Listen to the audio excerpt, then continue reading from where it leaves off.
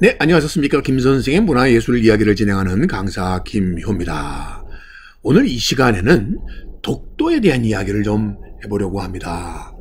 여러분들 최근에 일본의 그 독도 영유권 주장을 강화 확대한 고등학교 교과서 검정 결과가 일본 정부에서 발표가 되게 되자 우리 정부도 외무부를 통해서 강력하게 일본 정부의 자국 중심의 역사관에 따른 과거 사실을 있는 그대로 기술하지 않은 교과서를 검정 통과시킨 것에 대하여 강력하게 항의를 한 바 있습니다. 사실 우리는 독도하게 되면 동쪽 끝에 외딴섬, 그래서 외로울 독자의 이 독도라는 생각을 늘 하다 보니까 독도의 소중함을 사실 우리 삶 속에서는, 우리 일상생활 속에서는 크게 느끼지 못하고 있는 것이 사실입니다. 자, 제가 이 독도 해양경찰대 순시선을 타고 맞이했었던 바로 이 독도의 동도와 서도 사이로 해가 떠오르는 일출의 모습이 되겠습니다. 자, 이걸 보면서 저는 이런 생각을 했습니다. 마치 바로 대갓집의 대문과 같은 이 소설대문처럼 이 독도가 저에게 다가왔고, 대한민국이라고 하는 이런 파라다이스를 동쪽을 지키는 바로 소설대문이 독도가 아닌가 하는 생각을 해보면서 이 독도의 소중함을 어떤 의미에서 아주 감동적으로 느꼈던 경험이 있었습니다. 사실 독도는 그런 의미에서 우리에게 태평양으로 나아가는 관문이고, 일본 입장에서는 대륙으로 나아가는 또 첫 디딤돌이 되는 것이 독도가 되겠습니다. 바로 이렇게 전략적으로 독도가 차지하는 바로 이런 지정학적인 의미가 대단히 크다 보니까 일본도 이 독도 영유권을 지금도 끊임없이 주장하는 하나의 이유가 아닐까 싶습니다. 그러나 여러분들 이 지도에서 보시는 것처럼 이 독도라고 하는 것 자체가 울릉도 우리 땅에서 바라볼 때 87.4km 가시거리 내에 있는 데에 비해서 일본의 오키 섬에서 독도까지의 거리는 그 2배가 넘는 152km에 해당하고, 우리 시야로는 이 독도가 일본 땅에서는 볼 수 없다는 점에서 이러한 거리상의 문제, 가시적으로 볼 수 있느냐 없느냐라고 하는 면에서도 고대부터 독도는 우리 소유의 땅이 될 수밖에 없다, 이렇게 말씀드릴 수 있겠습니다. 자, 저 멀리 울릉도를 향하는 배에서 찍은 모습이 되겠고요.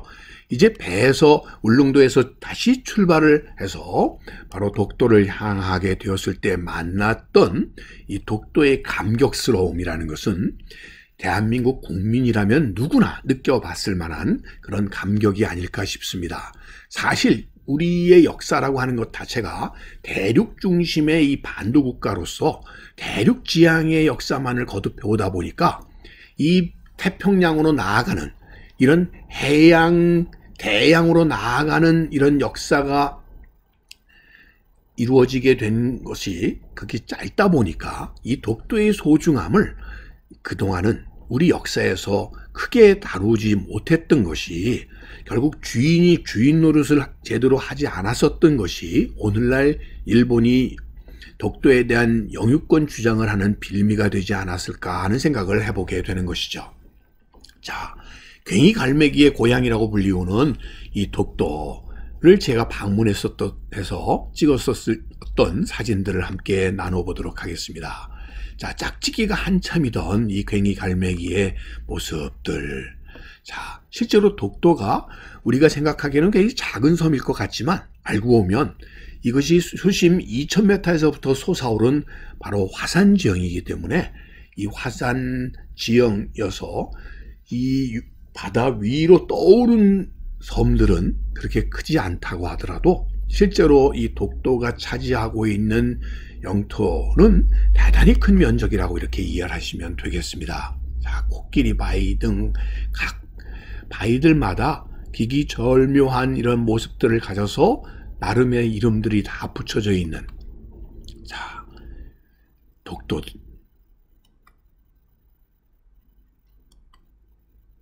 자, 지금 이 동도에는 해양경찰대가 주둔을 해서 우리의 영토를 지금 수호하고 있지요. 자, 이런 독도의 식생 자체도 이 울릉도와 식생을 같이 하면서 결국 식생이라고 하는 면에서 식물 분포로 보더라도 결국 한반도의 영향을 받은 그런 의미에서도 환경적으로도 독도는 우리 땅이라고 하는 것을 확인해 볼 수가 있습니다. 자, 이 당시에 독도 식생들을 조사해 보게 되면 동해안의 식생들과도 많은 부분에서 일치한다고 하는 것을 확인해 볼 수가 있었습니다. 자, 당시 제가 가르치던 학생들과 함께 이렇게 독도를 방문했었던 것은 저뿐만 아니라 이 학생들도 이제 성인이 되어서도 지금도 이 독도를 갔었던 것을 늘 기억하고 지금도 이것을 되이야기하는 것만을 보더라도 독도가 주는 소중함을 함께 느꼈던 사람들의 공통의 생각이 아닐까 싶습니다. 자, 독도 동도에서의 동쪽 끝에 이렇게 계양대에 펄럭이는 태극기가 주었었던 감동과 더불어 저 멀리 일본 열도를 바라보면서 태평양으로의 우리의 어떤 기계를 드러냈었던 모습들을 되새겨보게 됩니다. 자, 그러면서 제가 느꼈던 것은 여러분들 섬나라에 불과했었던 영국이 바로 대륙을 향한 영국의 소위 기계를 드러냄으로써 대영 제국이 이루어질 수 있게 되었던 것은 바로 이 동쪽 관문인, 즉 프랑스와 도보해를 사이에 두고 마주보고 있는 바로 이 동쪽 해안가가 바로 화이트 클리프가 되겠고요.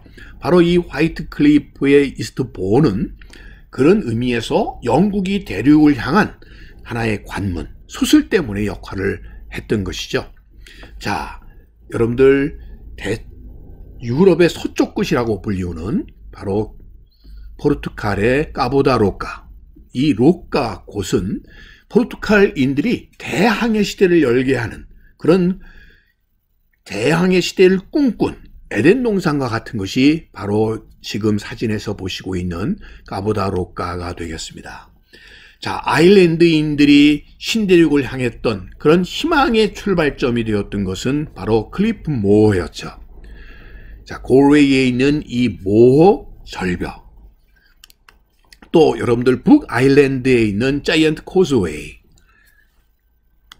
또 여러분들 빅토리아주에 있는 호주 빅토리아주에 있는 그레이트 오션 로드와 같이 어찌 보면 이러한 절벽이고 바다가 멀리 펼쳐지고 있어서 위험할 것만 같은 이러한 절벽 공간을 결국 이들이 대양으로 나아가는 희망과 도전의 공간으로 삼았었기 때문에 오늘날 그들이 영광스러운 역사를 이루어낼 수 있었던 것처럼 결국 우리도 독도를 동쪽 끝이 아니라 희망과 미래의 시작인 파라다이스로 받아들일 때 결코 독도라고 하는 것은 작고 외로운 섬이 아닐 뿐만 아니라 어떤 의미에서는 우리 대한민국을 지켜내고 대한민국의 미래의 희망을 보여주고 있는 소중한 독도가 아닐까 싶습니다. 그런 의미에서 조그맣고 외딴 섬이 아닌, 그래서 우리에게는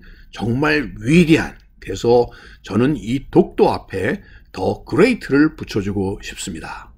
자, 오늘 이 시간은 여러분들과 함께 더 그레이트 독도를 상기해보는 이런 시간을 함께 했습니다. 이제까지 얘기는 꽃밭을 가꾸는 김 선생이 전해드렸습니다.